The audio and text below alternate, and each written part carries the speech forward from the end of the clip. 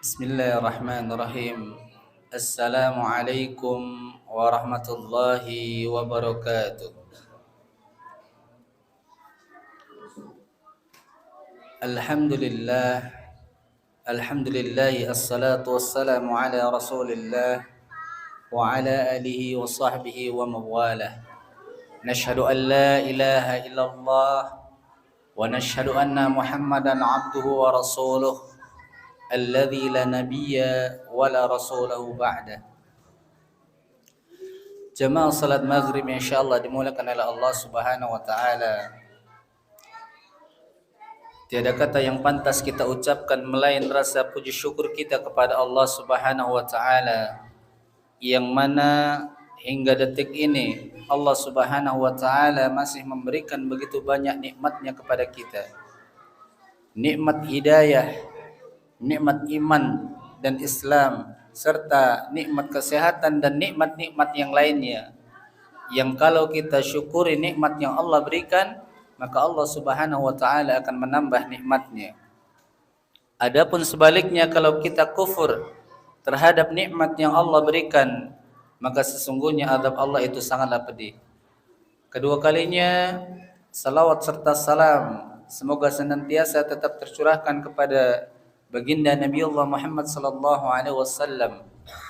Beliaulah khatamul anbiya, penutup para nabi. Beliaulah uswatun hasanah, suri tauladan bagi kita semua. Jamaah rahimakumullah, seperti biasa pada hari ini hari Jumat malam Sabtu kita mengadakan ta'lim dan insyaallah ta'lim pada malam hari ini akan diisi oleh beliau Ustaz Dr. Ali Murtada dan alhamdulillah beliau telah hadir di tengah-tengah kita. Dan insyaallah nanti akan disambung dengan santunan anak yatim. Untuk mempersingkat waktu, marilah kita buka acara ta'lim pada malam hari ini dengan membaca lafaz basmalah. Bismillahirrahmanirrahim. Meningkat acara yang selanjutnya yaitu taujihat yang akan disampaikan oleh beliau Ustaz Dr. Ali Murtada. Kepadanya waktu dan tempat kami persilakan.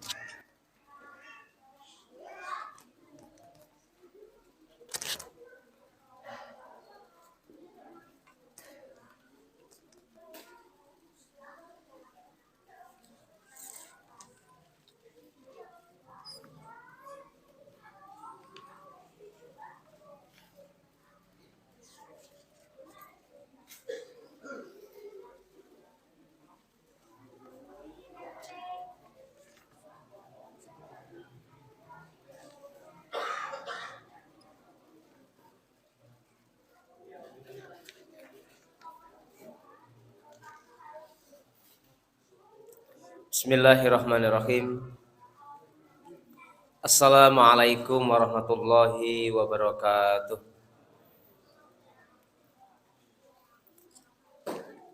Innal hamdalillah nahmaduhu wa nasta'inuhu wa nastaghfiruh wa na'udzu billahi min shururi anfusina wa min sayyiati a'malina. May yahdihillahu fala mudilla lahu wa may yudlilhu fala hadiyalah. Asyhadu an la ilaha illallah wahdahu la syarikalah wa asyhadu anna Muhammadan abduhu wa rasuluhu la nabiyya wa la rasula ba'dah. Allahumma salli wa sallim ala Muhammad wa ala alihi wa ashabihi wa man tabi'ahum bi ihsanin ila yaumiddin. Amma ba'du.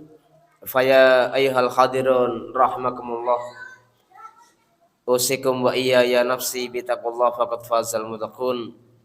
Haitsu qala ta'ala fi kitabil karim, a'udzu billahi minasyaitonir rajim. Bismillahirrahmanirrahim. Ya ayyuhalladzina amanu taqullaha haqqa tuqatih wa la tamutunna illa wa antum muslimun. Wa qala Rasulullah sallallahu alaihi wasallam, ittaqillaha haitsuma kunta wa atbi'is sayyi'atal hasanata tamhuha wa khaliqin nasa bi khuluqin hasanin. Sadaqallahul azim wa sadaqa rasulul karim. Bapak-bapak, ibu-ibu, hadirin wal hadirat jamaah pengajian rahimakumullah. Alhamdulillah syukur Marilah senantiasa kita panjatkan kehadirat Allah Subhanahu wa taala, Rabb semesta alam, Zat yang telah menciptakan kita dan menciptakan alam semesta, Zat yang kemudian telah menentukan kadar-kadar, telah memberikan ukuran-ukuran yang tepat kepada masing-masing ciptaannya tersebut dengan ketentuan-ketentuan yang sangat bijaksana, dengan ketentuan-ketentuan yang sangat seimbang dengan makhluk tersebut itu sendiri.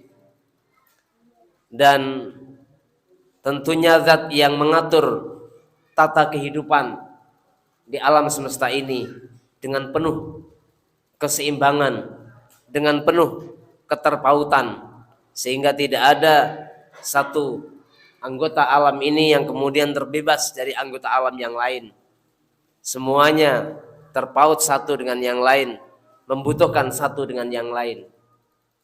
Zat yang memiliki kita semuanya, memiliki alam semesta ini, karena pada akhirnya hanya kepada Allah lah semuanya akan kembali.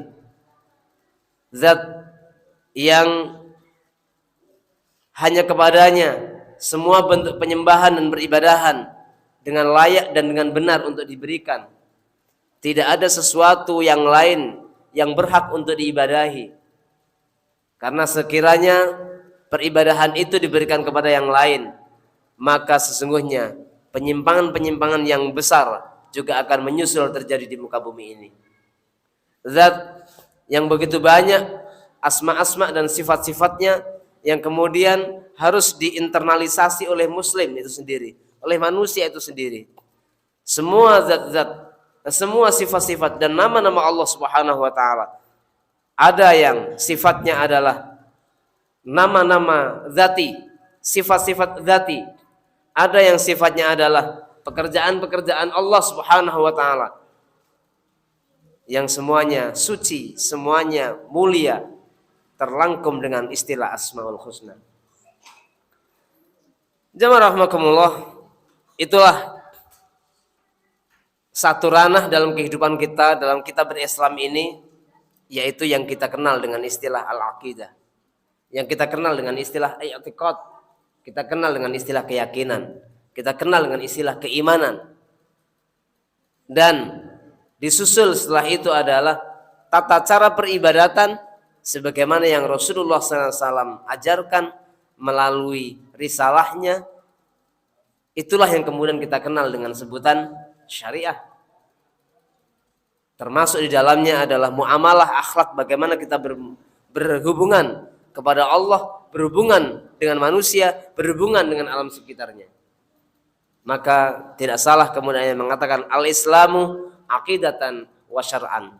Islam itu adalah i'tiqad dan aturan-aturan kehidupan syariah yang mengatur hubungan kita kepada Allah, mengatur hubungan kita kepada sama kita sendiri, mengatur hubungan kita dengan alam semesta. Sidang rahimakumullah, pada kesempatan malam hari ini saya bawakan satu kitab. Ini bagian dari kitab, bukan semuanya yang ini, yaitu dengan judul Usulut Tarbiyah Al-Islamiyah, tulisan oleh Dr. Khalid bin Hamid Al-Hazimi. Di dalam buku tersebut ada satu chapter atau satu tulisan, satu bagian ya, yang kemudian beliau beri judul adalah Tabiat Taujih Tarbawi. Tabiat dari pendidikan. Tabiat dari, ya kalau kita lihat tentunya pengarahan Islam itu sendiri. Taujih Islam itu sendiri. Atau dengan kata lain, tabiat dari pendidikan Islam. Bahkan setelah kita renungkan, sebenarnya tabiat dari Islam itu sendiri. Sidang rahimakumullah, di dalam tulisan beliau ini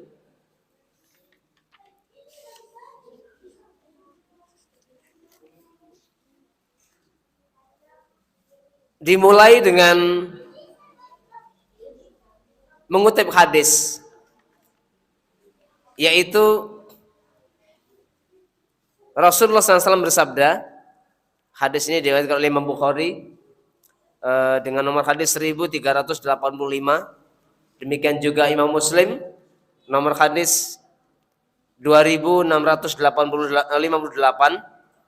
yaitu kullu mauludin yuladu alal fitrah. Setiap yang terlahir, dalam hal ini maksudnya bayi, yuladu alal fitrah, terlahir dalam keadaan fitrah. Fitrah yang dimaksudkan di sini adalah dasar penciptaan, yaitu potensi mentauhidkan Allah Subhanahu wa taala. Maka kalau saya kaitkan dengan ayat 100 dari surat Ali Imran 100 ya.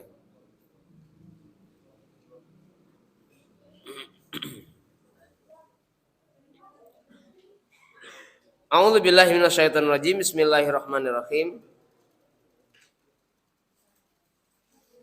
Maaf, 102. Ya ayyuhalladzina amanu taqullaha haqqa tuqatih wa la tamutunna illa wa antum muslimun. Di ujung ayat wa la tamutunna illa wa antum muslimun. Dan janganlah kamu mati melainkan kamu dalam keadaan muslim. Dalam keadaan orang-orang yang berserah diri kepada Allah Subhanahu wa taala dengan risalah Islam. Kullu mauludin yuladu al fitrah. Setiap yang terlahir, bayi yang lahir terlahir dalam keadaan fitrah. Fa abawahu yuhawidanihi aw yunassiranihi aw yumajjisanihi. Maka kedua orang tuanya lah yang akan mencetak, akan mewarnai, akan menjadikan anak tersebut apakah akan menjadi seorang Yahudi, menjadi seorang Nasrani, ataupun menjadi seorang Majusi. Sidang rahimakumullah, hadis tersebut di atas Rasulullah SAW menyebutkan dengan 3 agama tersebut selain Islam. Bukan berarti pada saat itu tidak ada keyakinan-keyakinan yang lain, bukan. Ada, tetapi keyakinan atau agama yang besar di kalangan Arab saat itu 3 itu. Sebenarnya ada satu lagi yang dalam Al-Quran juga disebutkan, yaitu adalah Sabi'in. Yang kesemuanya itu masuk ke dalam ranah musyrikun.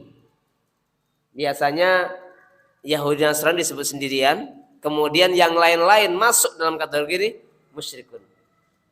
Ada keyakinan-keyakinan animisme, ada keyakinan-keyakinan dinamisme, ada keyakinan-keyakinan yang lain, Majusi di dalamnya, ada yang keyakinan-keyakinan paganisme dan yang lain-lainnya.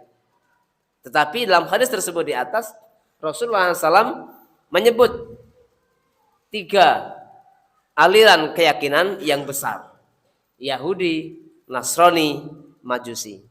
Sidang rahimakumullah,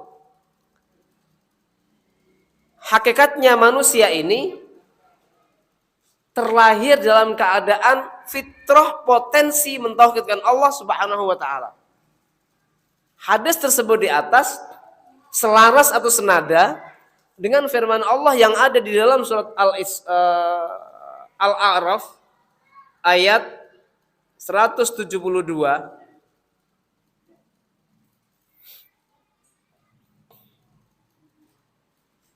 A'udzu billahi minasyaitonir rajim. Wa idz akhadha rabbuka min bani adama min zuhurihim dzurriyyatahum wa ashhadahum ala anfusihim alastu birabbikum qalu bala syahidna an taqulu yaumal qiyamati inna kunna an hadza ghafilin. Yang terjemahnya, dan ingatlah ketika Tuhanmu mengeluarkan dari sulbi, tulang belakang anak cucu Adam, keturunan mereka, dan Allah mengambil kesaksian terhadap roh mereka. Berarti ketika masih di alam rahim. Ada juga yang menyatakan, sebagian menyatakan masih alam roh sebentar sebelum ditiupkan ke dalam jasad, ke dalam janin ditiupkan roh ke dalamnya, usia kurang lebih 120 hari ya, atau 40 hari kali 3 ya kan, usia kehamilan 120 hari maka ditiupkan roh ke dalamnya. Apa firman Allah Subhanahu wa taala? Allah Subhanahu wa taala mengambil sumpah kepada para janin-janin tersebut, alastu birabbikum, bukankah aku ini adalah Rabb kalian? Maka para janin mengatakan, betul, bala, betul engkau Tuhan kami, syahidna, kami menjadi saksi atau kami bersaksi. Kelanjutannya, kami lakukan yang seperti itu, yaitu Allah Subhanahu wa taala mengambil sumpah kepada janin-janin tersebut agar apa? Kami lakukan yang demikian itu agar di hari kiamat kelak kamu tidak mengatakan sesungguhnya ketika itu kami lengah terhadap masalah ini, yaitu ketika kami hidup di dunia kami lengah terhadap sumpah yang telah diambilkan ini. Agar tidak seperti itu. Sidang rahimakumullah, dari ayat dan hadis tersebut di atas ada kemiripan, ada kesatu senada yang laras, yaitu apa? Kullu mauludin yuladu al-fitrah. Setiap yang terlahir dengan al-fitrah. Fitrahnya manusia adalah mentauhidkan Allah Subhanahu wa taala. Sebagaimana janin telah diambil sumpah oleh Allah Subhanahu wa taala, alastu birabbikum, bukankah aku ini Rabb kalian? Bala, syahidna.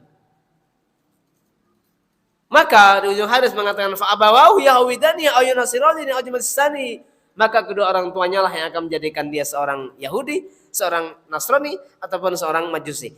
Ini adalah isyarat, ini adalah petunjuk bahwasanya pendidikan, bahwasanya pengarahan, bahwasanya taujihat Islam itu akan merawat fitrah tersebut, dan pengarahan yang lain, pembiasaan yang lain, pendidikan yang lain yang menyelisih dari Islam itu sendiri akan memungkinkan fitrah tersebut melenceng dari manusia tersebut, melenceng dari fitrahnya. Ini menurut pemahaman Al-Quran dan As-Sunnah. Karena itu jamaah rahimakumullah, dalam tulisan Dr. Khalid Hazimi ini, karakter atau tabiat dari pendidikan Islam, karakter dari tabiat ajaran Islam itu sendiri adalah inma'iyun. Yang pertama inma'iyun, yang kedua wiqa'iyun, dan yang ketiga adalah ilajiyun. Inma'iyun itu menumbuhkan, mengisi. Wiqa'iyun itu wiqa'i, penjagaan.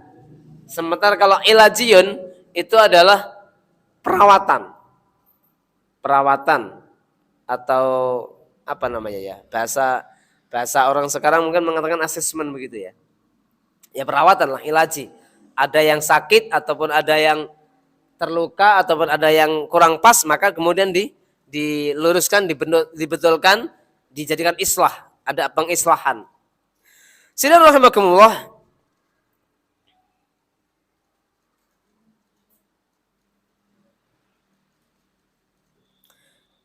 inma'iyun itu pengisian, ibaratnya gelas, yaitu kosong. Walaupun sebenarnya dalam pendidikan Islam tadi kosongnya itu bukan kosong yang kosong seperti ini, bukan diibaratkan kosong sama sekali nggak ada isi. Tapi dalam dunia pendidikan dan dakwah itu disikapi seseorang itu sudah ada potensi sebenarnya. Tinggal potensi itu akan diperbaiki. Ketika gelas ini terisi hal-hal yang kurang baik, terisi cairan-cairan yang buruk, terisi cairan yang bernoda, maka akan tampil kepada dalam pandangan kita cairan yang mungkin berwarna-warni, mungkin keruh dan yang lain-lainnya. Demikian pula keyakinan. Ketika keyakinan-keyakinan tersebut yang tadinya sebenarnya fitrah, ada potensi fitrah tadi itu diisi dengan yang lain, maka memungkinkan tumbuh dan lain-lain. Nah, pengarahan Islam tadi itu akan mengisi sesuatu yang tadinya kosong tadi itu. Dengan apa jemaah rahimakumullah?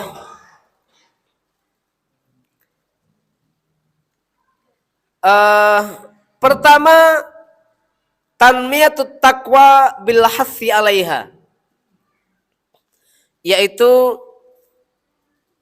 menumbuhkan ketakwaan, menumbuh kembangkan ketakwaan dengan cara adanya dorongan, motivasi untuk ke arah itu. Allah berfirman dalam surat Al-Hasyr ayat yang ke-18. A'udzubillahi minasyaitonirrajim. Ya ayyuhalladzina amanu taqullaha wal tanzur nafsum ma qaddamat lighad wattaqullah. Diulangi 2 kali di sini. Yang pertama adalah wahai orang-orang yang beriman, bertakwalah kamu kepada Allah dan ingat atau lihatlah, perhatikanlah apa yang sudah kamu persiapkan untuk hari esok. Kemudian disusul lagi wattaqullah, dan bertakwalah kamu kepada Allah. Innallaha khabirun bima ta'malun. Sesungguhnya Allah Maha tahu, Maha mengerti apa yang kalian kerjakan. Maka di sini jamaah rahimakumullah, perintah takwa menjadi satu unsur atau menjadi satu hal yang akan menegakkan atau akan menumbuh kembangkan pendidikan atau keislaman kita sendiri. Islam yang ada dalam hati kita sendiri. Yang kedua, tanmiyatus suluk adz-dzahir wal batin. Yaitu menumbuh kembangkan suluk. Suluk di sini maksudnya perilaku sebenarnya atau akhlak sebenarnya. Baik yang sifatnya zahir ataupun yang sifatnya batin. Kalau yang sifatnya zahir ya ini yang nampak oleh kita. Hal-hal yang nampak oleh kita, hal-hal yang bisa didengar, hal-hal yang bisa dilihat, itu zahir. Sementara yang batin itu adalah amaliyah hati kita. Contohnya apa Bapak Ibu rahmatullah? Contoh dari amaliyah hati kita. Amaliyah hati kita diantaranya adalah yakin itu sendiri. Kemudian tawakal. Kemudian kesabaran. Kemudian apa lagi? Rela, ridho ya, perasaan ridho, qanaah. Itu semuanya adalah amaliyah hati. Termasuk diantaranya adalah takut kepada Allah Subhanahu wa taala. Al-khauf ilallah. Juga roja, berharap kepada Allah Subhanahu wa taala. Ini semuanya adalah amaliyah hati. Yang hanya kita dengan Allah sendiri, kita pribadi dan Allah yang mengetahuinya.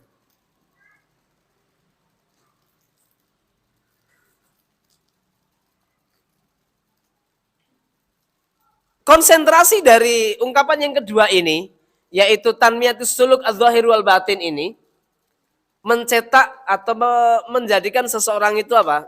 Salah satu diantaranya Pak ya maksudnya. Enggak semuanya tapi ya. Ini hanya tanda-tanda yang baik maksudnya.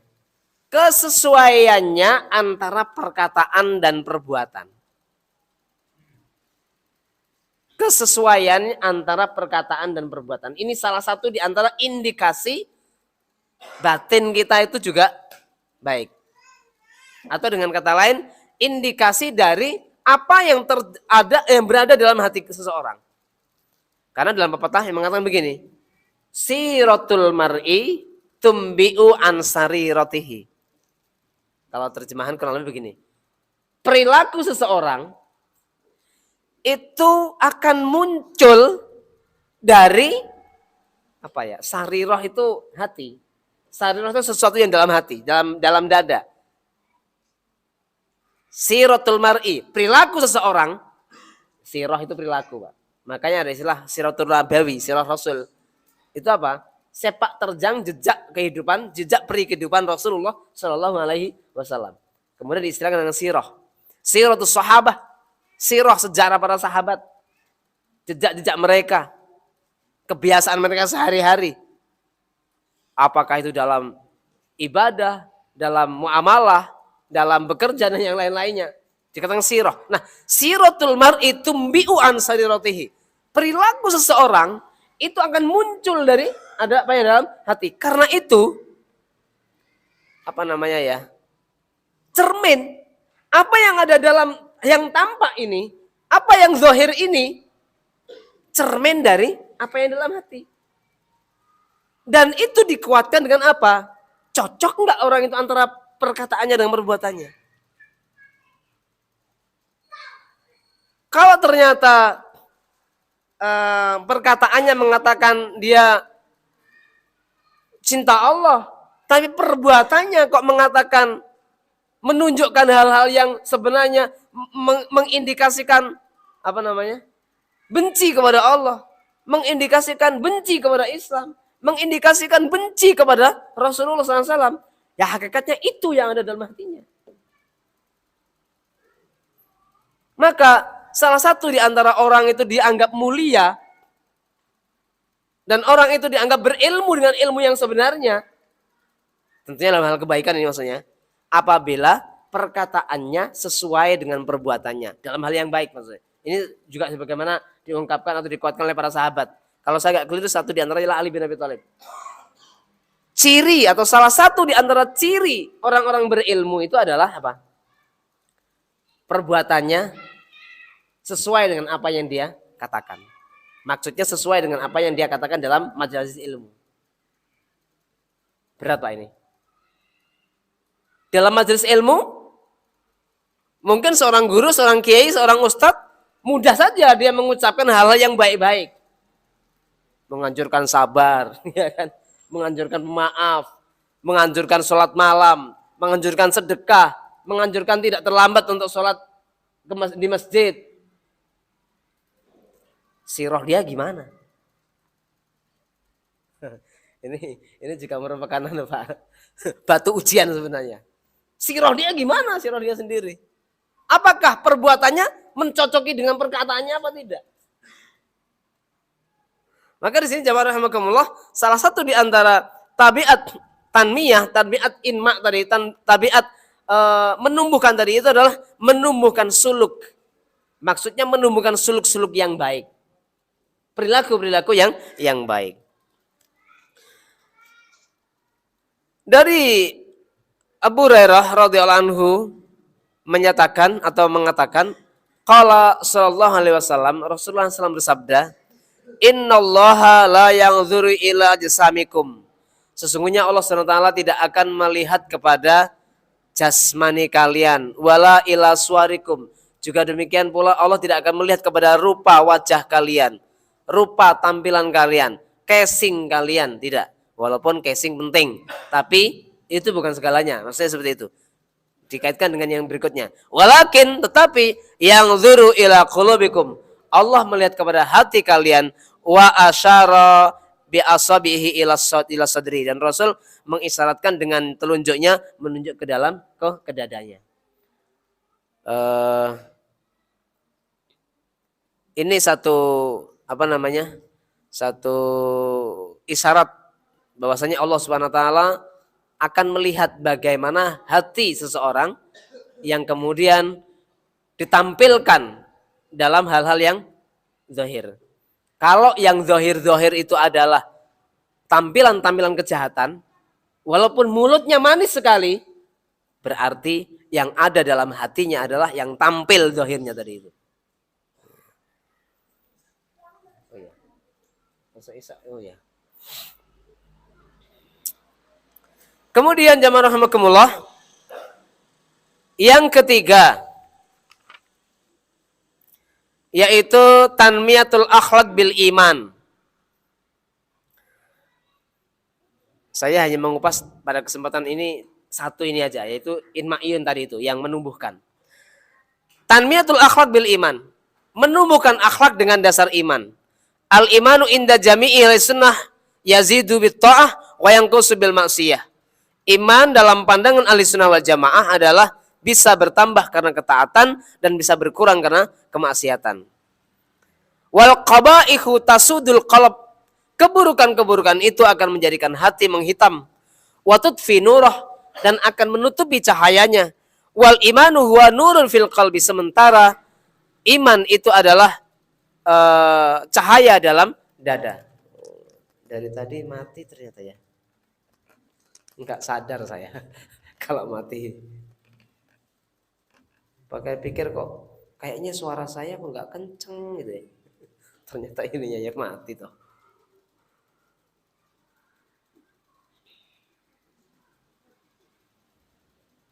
Wal qabaihu tadhhabu bihi aw tuqalliluhu qit'an.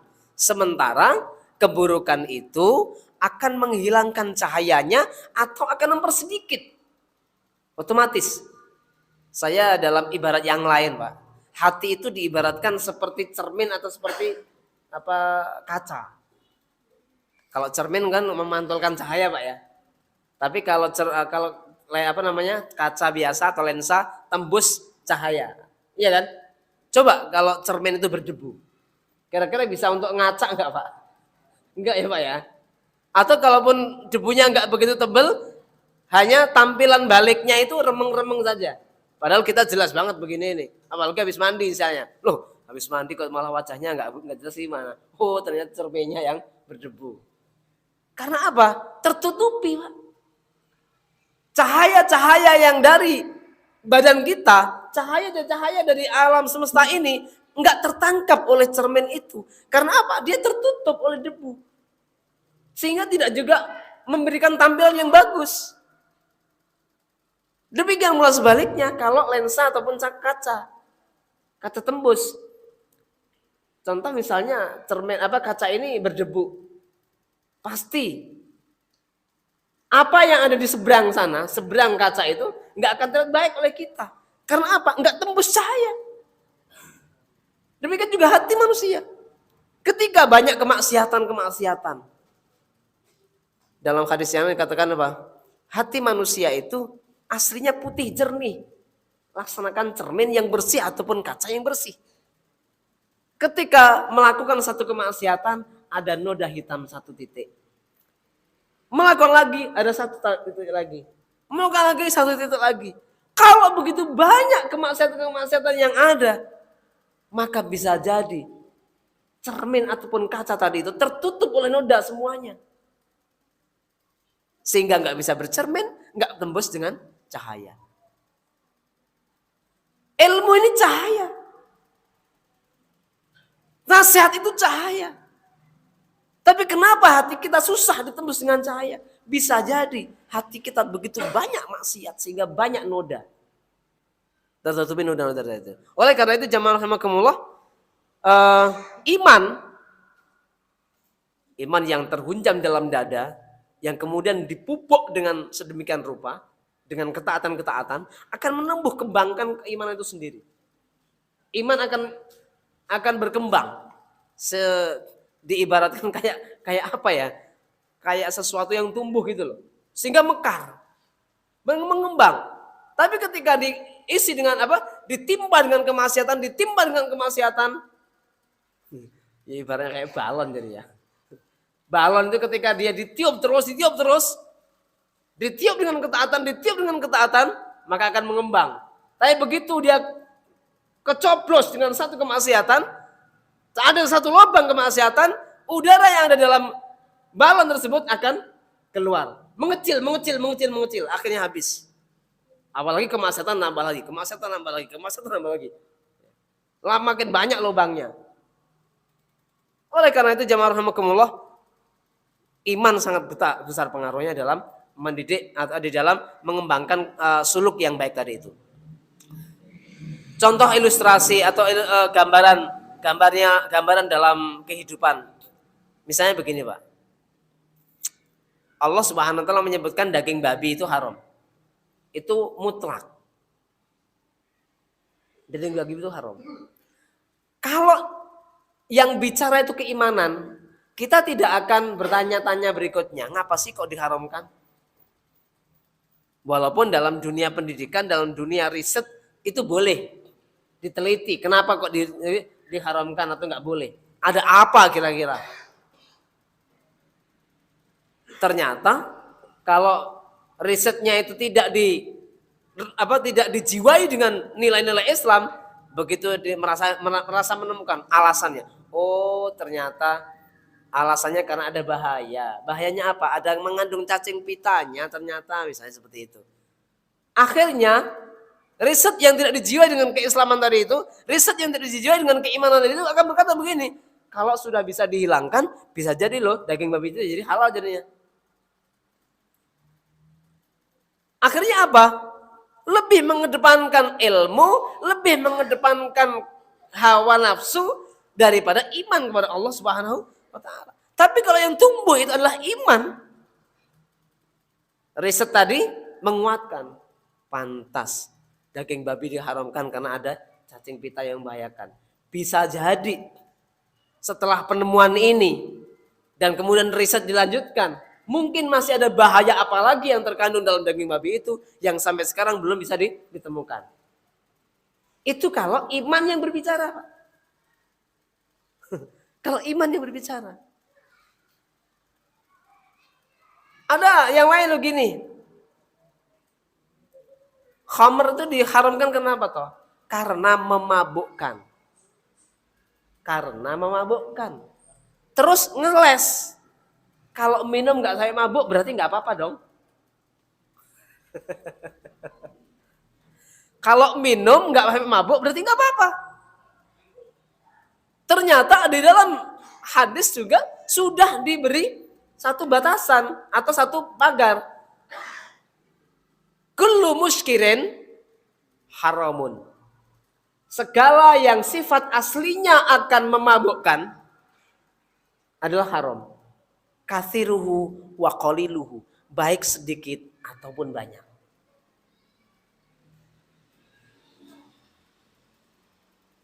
Ya, khamr itu kan karena jadi khamr karena dia memang memabukkan. Sifat aslinya memabukkan. Kalau bahannya kan anggur. Ini saya ambil contoh ya. Bahan khamr itu kan anggur, bahan dasarnya. Anggur apakah haram? Dia tidak.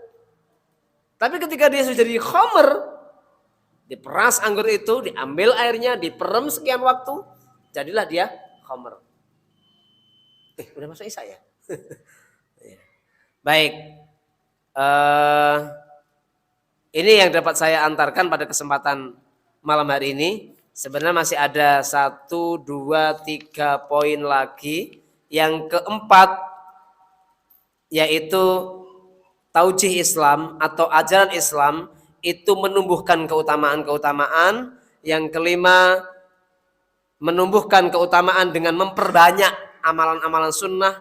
Dan yang terakhir, menumbuhkan akhlak yang mulia dengan cara apa? Dengan cara memberi motivasi akan pahala dan ancaman dengan siksa ataupun dengan dosa yang berujung siksa dari Allah Subhanahu wa taala. Ini jamaah rahimakumullah, satu di antara tabiat Islam, satu di antara tabiat ajaran Islam, satu di antara tabiat pendidikan Islam, yaitu menumbuhkan, yaitu inma'iyun. Ada 2 lagi, yaitu insya Allah moga-moga nanti ada kesempatan di dalam waktu, moga-moga bisa kita lanjutkan. Yang kedua adalah wiqa'iyun, penjagaan, ya, penjagaan agar tidak terjerumus dalam dosa itu. Dan yang ketiga adalah perawatan. Perawatan jika terlanjur melakukan yang buruk-buruk, merawatnya gimana? Semoga ini bermanfaat, yang benar dari Allah Subhanahu wa taala, yang salah dari saya pribadi. Oleh karena itu astaghfirullah dan astaghfir minkum. Subhanaka Allahumma bihamdika asyhadu an la ilaha illa anta astaghfiruka wa atubu ilaik. Assalamualaikum warahmatullahi wabarakatuh.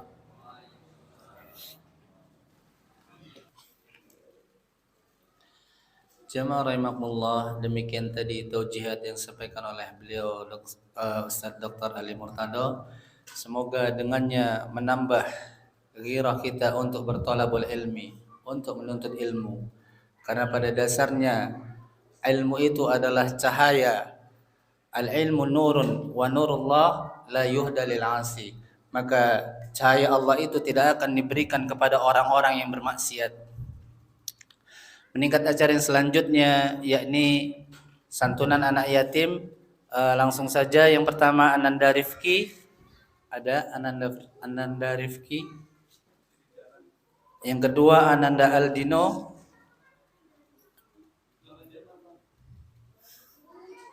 Yang ketiga Ananda Muhammad Fatur. Mungkin yang udah ada bisa langsung maju.